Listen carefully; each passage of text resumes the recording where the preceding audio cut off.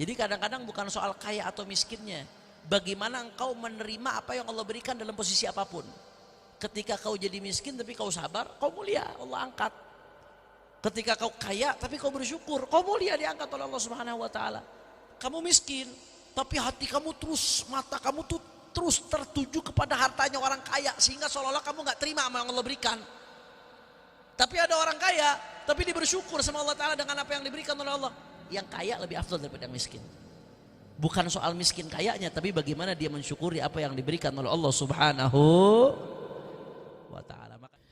Kitab berikutnya, nah, Al-Hikam. Jam berapa nih? Tapi kita baca walaupun sedikit, walaupun hanya diterjemahkan.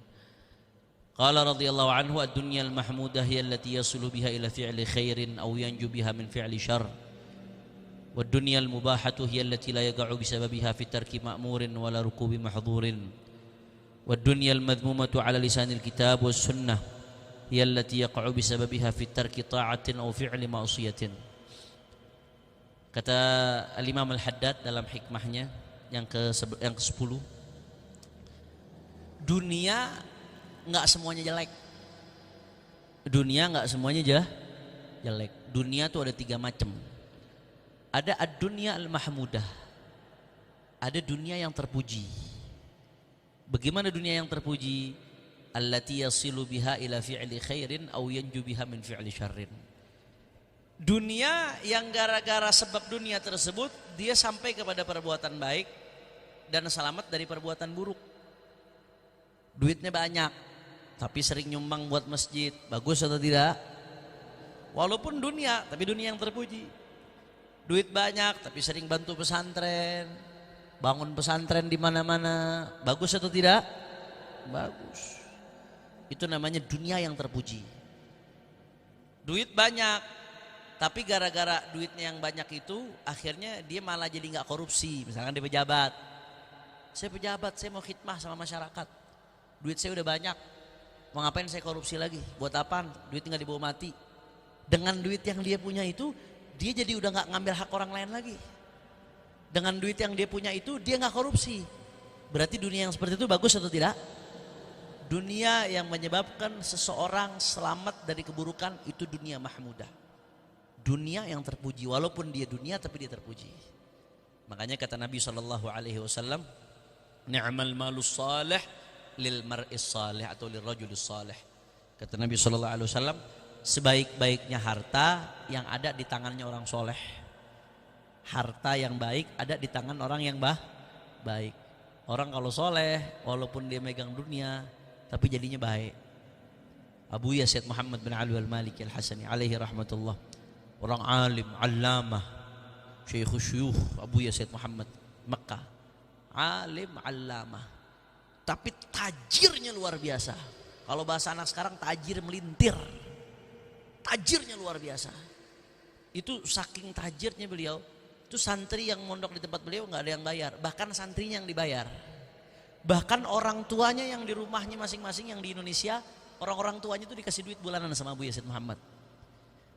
Kira-kira zaman sekarang masih ada nggak pondok begitu tuh? Abu ya. Itu duitnya tuh saya diceritain sama bu santri-santri beliau yang khidmah sama beliau. Itu beliau ada kayak satu ruangan gitu isinya uang-uang beliau. Itu setiap bulan udah dipisah-pisahin. Ada amplop setumpuk gini, ini buat janda-janda yang ada di Mekah, yang miskin-miskin. Amplop setumpuk gini, ini buat thalibul ilim, buat santri-santri yang belajar yang butuh uang. Ada amplop setebal gini, ini buat bagiin ke ulama-ulama. Itu saya dengar dulu zaman Abu Yazid Muhammad masih hidup. Santri-santri kalau datang dari Hadramut, umroh misalkan atau haji, itu paling senang kalau ke tempat Abu Ya. Kenapa? Pulangnya dapat duit. Pasti dapat duit kalau situ. Dapat duit, dapat kitab satu set. Mobilnya banyak. Tapi kaya luar biasa, tapi kekayaannya semua buat Allah, buat Rasulnya, buat ilmu. Saya mau tanya, kira-kira kalau dunia yang seperti itu tercela atau terpuji? Terpuji. Jelas atau tidak?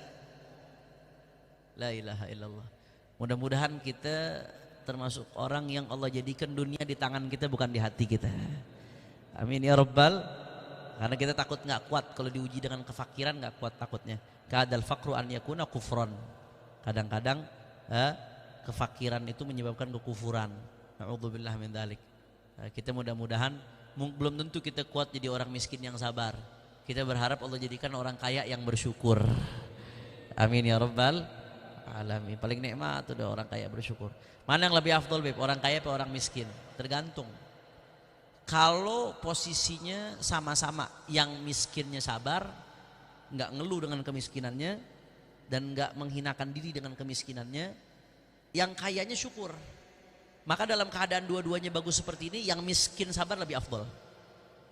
Ini saya ingat faedah ini kemarin ketika saya ke Tarim, sore sempat hadir pengajian Ihya yang diasuh oleh Sayyidil Habib Umar bin Muhammad bin Salim al-Hafidh di Tarim. Pas bahasin ini. Kesimpulan dari yang di Ihya. Jadi kalau pas kebetulan sama-sama ini miskin tapi sabar, kaya tapi bersyukur, maka pasti yang lebih afdol miskin tapi sabar. Itu lebih afdol, derajatnya lebih tinggi.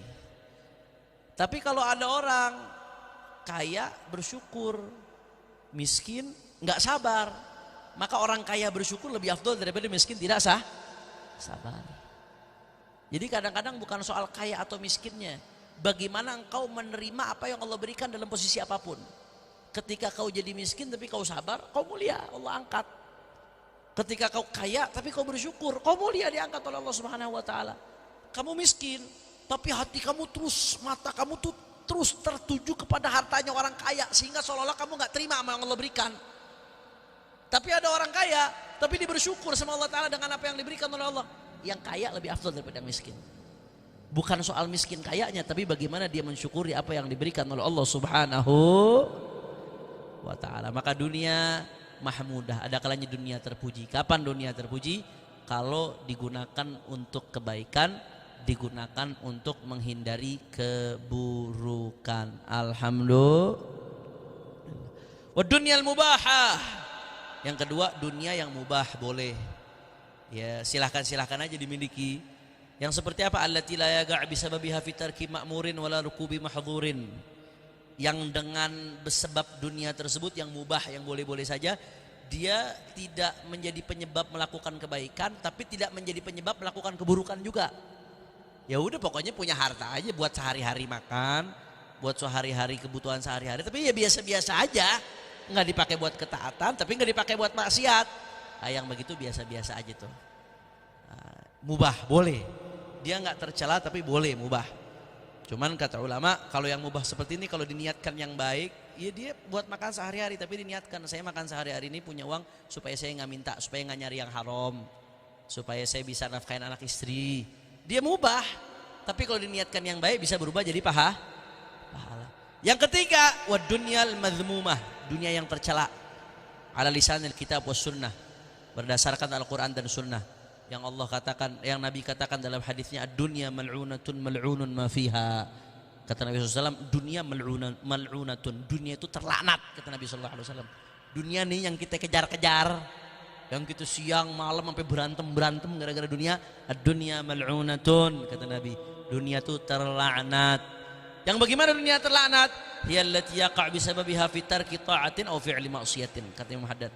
Yang gara-gara dunia tersebut kau jadi ninggalkan ketaatan. Sebelum punya HP, sholatnya rajin. Begitu punya HP, sholatnya akhir waktu, bahkan kadang-kadang gak sholat.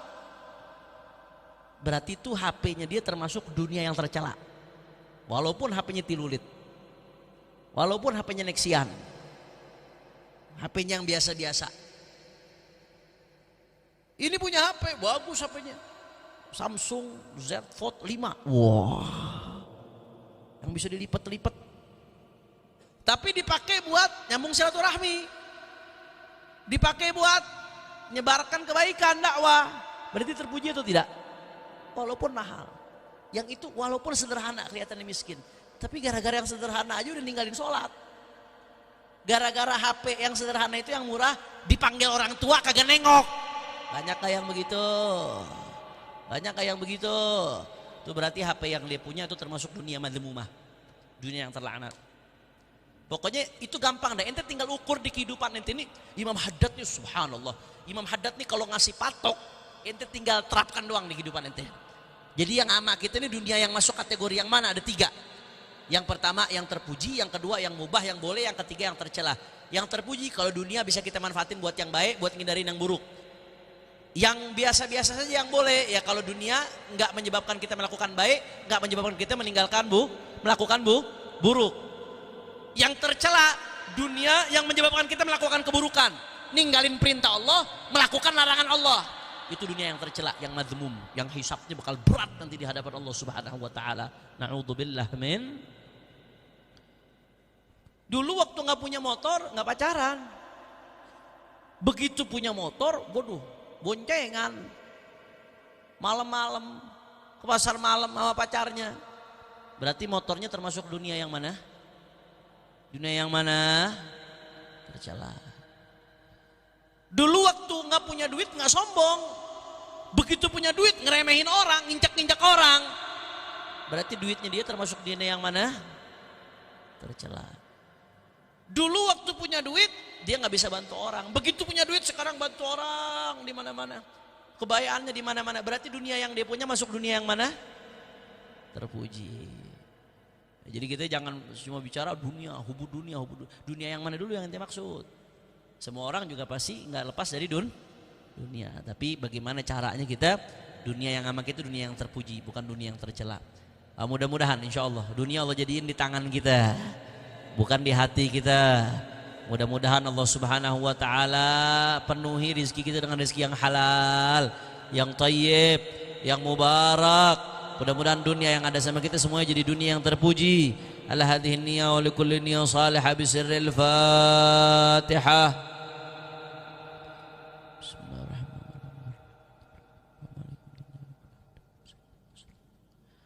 Shiratal ladzina an'amta 'alaihim ghairil maghdubi 'alaihim waladdallin. Ya Rabbana tarafna bi annana iqtarafna wa annana asrafna ala ladha fatub alaina taubata zili kulli hawba واستر لنا العورات وآمن الروات واغفر لوالدينا ربي